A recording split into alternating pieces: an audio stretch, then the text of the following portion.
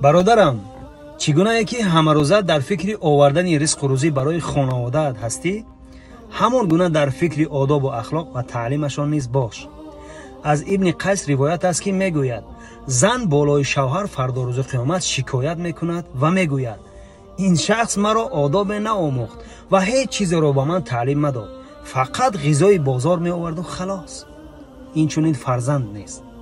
در این دنیا زن و فرزند نعمت خداوندی است، در آن دنیا باید دستگیر باشند، نه اینکه دامانگیر.